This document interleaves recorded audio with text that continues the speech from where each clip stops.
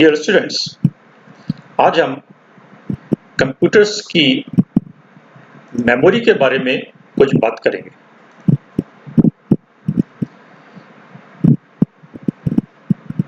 Memory, RAM और रोम, random access memory और read only memory के बारे में हम पहले बात कर चुके हैं।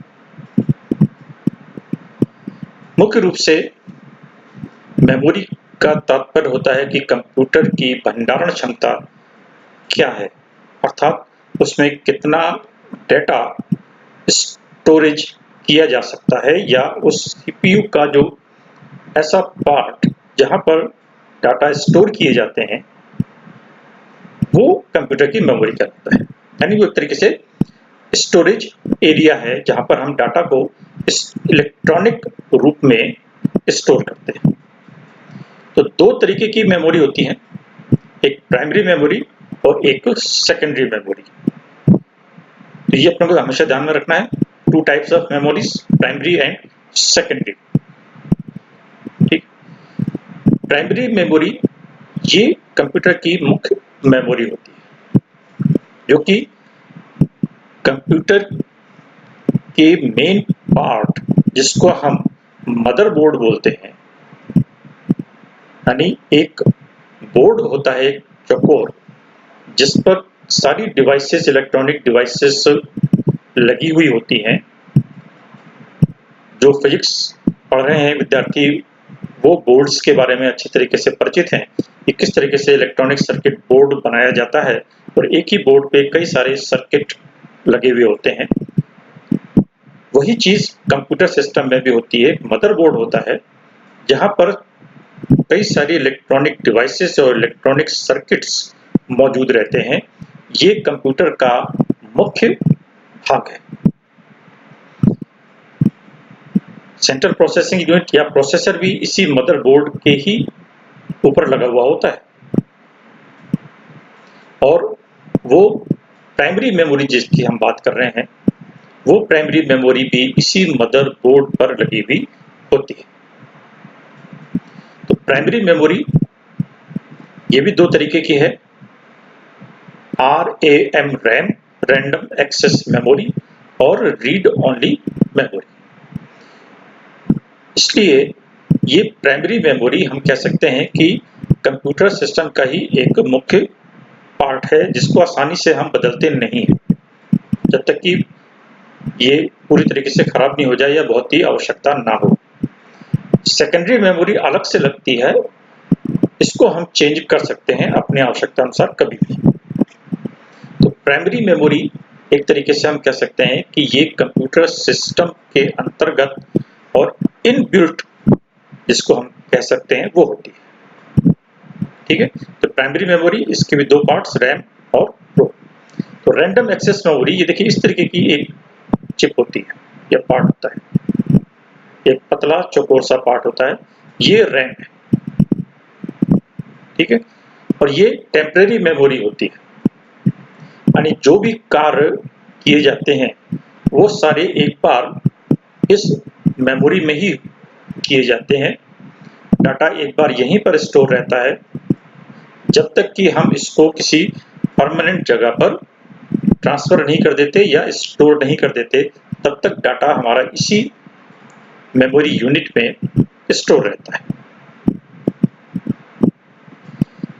इंफॉर्मेशन क्योंकि ये टेम्परेरी मेमोरी है तो इसलिए यदि हम कंप्यूटर सिस्टम को ऑफ कर देते हैं बिना डाटा को स्टोर किए कहीं और, तो वो सारा डाटा डिलीट हो जाता है। इसीलिए इसको हम वोलेटाइल मेमोरी भी कहते हैं, वाष्पीकृत मेमोरी, अर्थात उड़ जाते हैं, डाटा उड़ गए।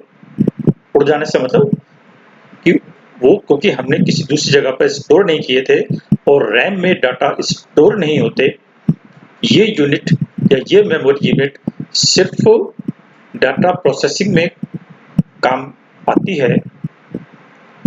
और यदि हम अपने सिस्टम को बिना डाटा किसी दूसरी जगह पर स्टोर किए हुए या सेव किए बिना यदि बंद कर देते हैं तो वो गायब हो जाते हैं या उड़ जाते हैं। तो इसलिए यहाँ पर इसको हम वोलेटाइल मेमोरी भी कहते हैं। Instructions written in this memory can be modified, और इसीलिए यानी इसमें दो तरीके की रैम है, एक स्टैटिक रैम होती है और एक डायनामिक रैम होती है। ये लेकिन कंप्यूटर का एक मेन पार्ट है।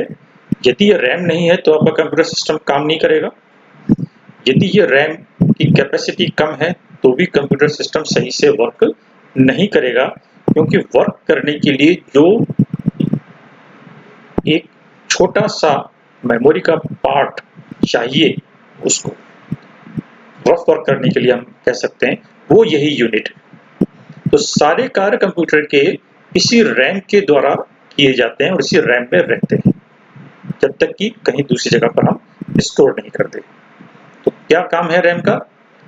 It stores data till it gets processed. जब तक प्रोसेस नहीं होता और हम इस डाटा को किसी दूसरी जगह पर स्टोर नहीं कर देते तब तक सारी डाटा की प्रोसेसिंग इसी रैम के अंतर्गत होती है।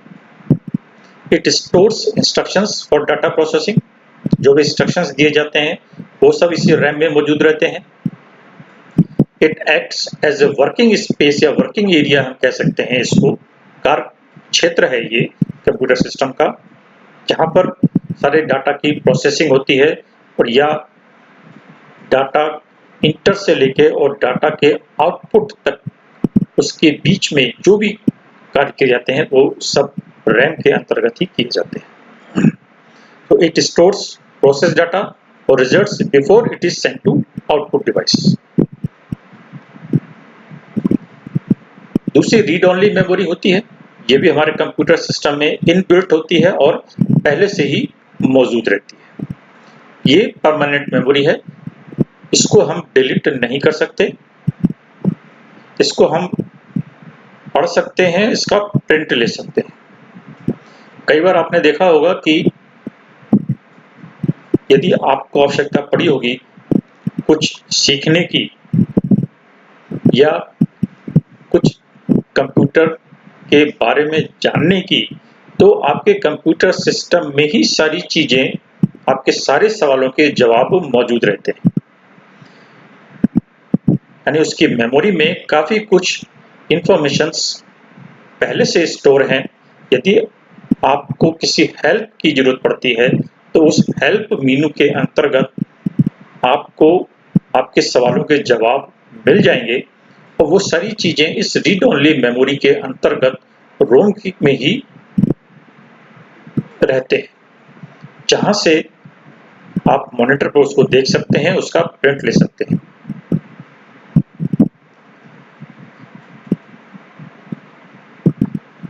ये इस तरीके की डिवाइस है।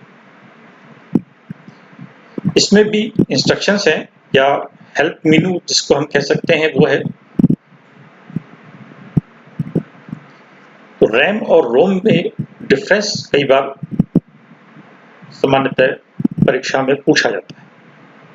उसको हम इस तरह से लिख सकते हैं कि RAM it is a volatile memory, यानी वाष्पीकृत है अर्थात उड़ जाती है, और ये नॉन वोलेटाइल है यानी ये समाप्त नहीं होती। यदि हम कंप्यूटर सिस्टम बंद भी कर देते हैं तो भी वो सिस्टम में मौजूद रहता है, और जब हम दोबारा सिस्टम को चालू करेंगे तो हम दोबारा उस मेमोरी को देख सकते हैं, पढ़ सकते हैं। ये नॉन वोलेटाइल है। ये टेम्परेरी है रैम और ये परमानेंट मेमोरी है। टेम्परेरी होने के कारण एक बार जो रिजल्ट हम या रैम के अंतर्गत रहता है वो यदि हम सिस्टम बंद कर दें या रीस्टार्ट कर दें तो वो सारे डाटा वहां से गायब हो जाते हैं और हमारी रैम एक तरीके से खाली हो जाती है। The contents are temporary and data is lost when electricity supply is lost। यानी यदि सिस्टम किसी वजह से बंद होता है या करते हैं तो सारे डाटा जो यहाँ पर है वो लॉस हो जाते हैं, जबकि रोम के डाटा लॉस्ट नहीं होते हैं।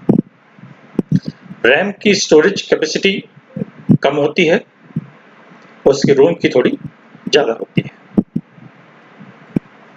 रैम की प्रोसेसिंग स्पीड हाई रहती है क्योंकि सारे कार्य इसको इसी रैम के अंतर्गत करने पड़ते हैं। यदि रैम कम है या इसकी प्रोसेसिंग स्लो है तो फिर वो कंप्यूटर हमारे किसी उपयोग का नहीं रह जाता। रोम की प्रोसेसिंग, रोम हमारा अधिक काम में नहीं आता, इसलिए इसकी प्रोसेसिंग इतनी फास्ट नहीं होती। इसीलिए रैम की कॉस्ट भी थोड़ी सी ज़्यादा होती है। मेन पार्ट रैम ही है जहाँ पर सारी क्रियाएं कंप्यूटर की जाती है। ये दोनों प्राइमरी मेमोरी के पार्ट हैं। सेकेंडरी मेमोरी के यदि बारे में हम बात करें तो ये डाटा की प्रोसेसिंग के बाद उस डाटा को कहां पर स्टोर करना है किसी परमानेंट जगह पर, वो हम सेकेंडरी मेमोरी को यूज करने में उसको लेते हैं।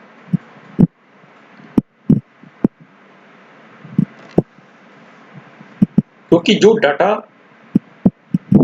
प्राइमरी मेमोरी में या रैम में अभी तक मौजूद है और उसकी क्षमता क्योंकि बहुत ज़्यादा नहीं है, यदि डाटा वहीं पर स्टोर रहेंगे तो कुछ समय बाद वो मेमोरी फुल हो जाती है और काम करना बंद कर देगी। इसलिए हम डाटा को वहां से हटाकर किसी दूसरी सेकेंडरी स्टोरेज डिवाइस में उसको ट्रांसफर करते हैं, सेकेंडरी मेमोरी में उसको ट्रांसफर करते हैं। ये भी हमारी परमानेंट मेमोरी है और नॉन वोलेटाइल है। वहां पे भी डाटा एक बार स्टोर होने के बाद जब तक हम डिलीट नहीं करेंगे तब तक वो डिलीट नहीं होते। जैसे कॉम्पैक्ट डिस्क, ये सीडी डीवीडी वगैरह आपने देखी होंगी। फ्लॉपी डिस्क पहले हुआ करती थी, आजकल पेन ड्राइव चलती है। पेन ड्राइव पे हम डाटा स्टोरेज किए रहते हैं, वो हमारी सेकेंडरी स्टोरेज डिवाइस है। या कोई भी एक्सटर्नल हार्ड ड्राइव है, सीपीयू जो बॉक्स है उसके अंदर भी एक हार्ड ड्राइव अलग से लगी हुई होती है, वो भी हमारी सेकेंडरी स्टोरेज डिवाइस है।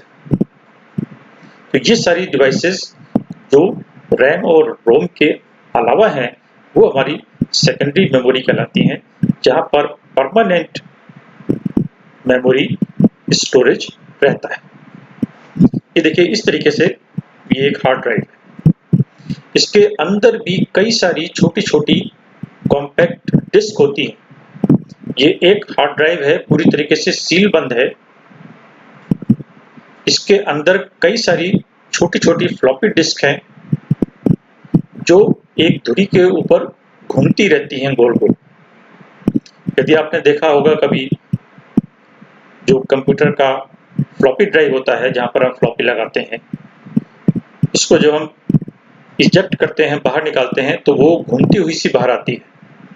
तो उसी तरीके से जितनी देर हमारा कंप्यूटर सिस्टम चलता है, इस हार्ड ड्राइव में जो डिस्क हैं वो सब घूमती रहती हैं और उन्हीं में सारा डाटा का स्टोरेज है।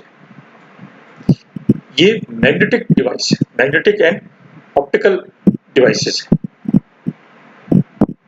ठीक है। और ये इसको हम बैकअप मेमोरी भी कह सकते हैं। नॉन वोलेटाइल है, data is permanently stored, power चली भी जाए तो भी कोई दिक्कत नहीं है। आप दोबारा यदि कंप्यूटर सिस्टम चालू करते हैं, आपको दोबारा से वही डाटा वहाँ पर मिल जाएंगे। यदि आपने सेव नहीं किया है तो आपको वो डाटा नहीं मिलेंगे, लेकिन अगर आपने सेव किया हुआ है तो लास्ट सेव तक का डाटा आपको इस हार्ड ड्राइव में मिल जाएगा, ठीक है। तो ये सेकेंडरी स्टोरेज डिवाइस है। देखिए ये फिगर के रूप में है, सीपीयू है, इसमें रैम है, हार्ड ड्राइव है। रैम हमारी प्राइमरी स्टोरेज है, हार्ड ड्राइव हमारा सेकेंडरी स्टोरेज है। यानी सबसे पहले डाटा रैम में रहता है और सारी क्रिया करने के बाद इसको हम सेकेंडरी स्टोरेज या हार्ड ड्राइव में अपने को ट्रांसफर करते हैं। कंप्यूटर की मेमोरी को एक चार्ट के रूप में हम इस तरीके से प्रदर्शित कर सकते हैं, प्राइमरी और सेकेंडरी। प्राइमरी के दो पार्ट, रैम और रोम, और इस रैम में भी फिर आगे और कई सारे सब डिविजन्स होते हैं। सेकेंडरी मेमोरी की यदि बात करें तो उसमें hard drive, SSD, compact disc, floppy disk, tape, pen drive या कोई भी इस तरीके की डिवाइस जहां पर डाटा स्टोरेज किया जा सकता है, वो सारे हमारे सेकेंडरी स्टोरेज की अंतर्गत आती है। अब ये जो डाटा स्टोरेज किए जाते हैं वो सब इलेक्ट्रॉनिक रूप में होते हैं और इसकी भी यूनिट होती है। सबसे छोटी यूनिट बिट होती है। कंप्यूटर जो भी कार्य करता है या जो कुछ भी समझता है वो बिट्स के रूप में समझता है, उसको हम डाटा बिट्स के रूप में ही प्रदान करते हैं। हम भले ही A, B या C या कोई कीपैड के ऊपर कोई की प्रेस करें, लेकिन कंप्यूटर सिस्टम उस इंस्ट्रक्शन को बिट में कन्वर्ट करके CPU को भेजता है, वो ABC नहीं समझता। तो बिट सबसे छोटी यूनिट होती है, बाइनरी यूनिट है, और 8 बिट का एक बाइट, ठीक है। फिर इसके बाद बढ़नी शुरू होती है 1000 बाइट, 1024, और रफली हम कहते हैं 1000, एग्जैक्ट 1024 बाइट का 1 किलोबाइट, ठीक है। और फिर इसके बाद MB, GB, TB, ये सामान्यतया TB तक हम अभी फिलहाल काम में ले रहे हैं। एक किलोबाइट में 1024 बाइट्स, 1024 किलोबाइट का 1 मेगाबाइट, 1024 मेगाबाइट का 1 गीगाबाइट, 1024 गीगाबाइट का 1 टेराबाइट। अभी फिलहाल हम अपने काम के लिए टेराबाइट तक का ही प्रयोग कर रहे हैं, लेकिन जो सुपर कंप्यूटर्स हैं वहां पर और भी आगे इसके मेमोरी ज़्यादा बढ़ती चली जाती है। तो मेमोरी की यूनिट बिट या बाइट और इनका फैक्टर 1024 का होता है, ये अपने को ध्यान में रखना है। कई बार एक नंबर के या आधे नंबर के सवाल में आपसे पूछा जाता है कि 1 GB में कितने किलोबाइट, तो आप क्या करेंगे, 1 GB में 1024 मेगाबाइट और 1 मेगाबाइट में 1024 किलोबाइट। तो 1 GB में कितने किलोबाइट हो जाएंगे, 1024 गुणा 1024, कितने किलोबाइट हो जाएंगे। तो कई बार एक छोटा सा सवाल इस मेमोरी के अंतर्गत इनके कन्वर्जन का आता है, या 1 टेराबाइट में कितने मेगाबाइट, या 1 मेगाबाइट में कितने बिट्स, इस तरीके से अपना आता है। तो ये अपने को ध्यान में रखना है। Thank you very much. जल्दी ही हम फिर मिलेंगे और कंप्यूटर के ही किसी और विषय पर बात करेंगे।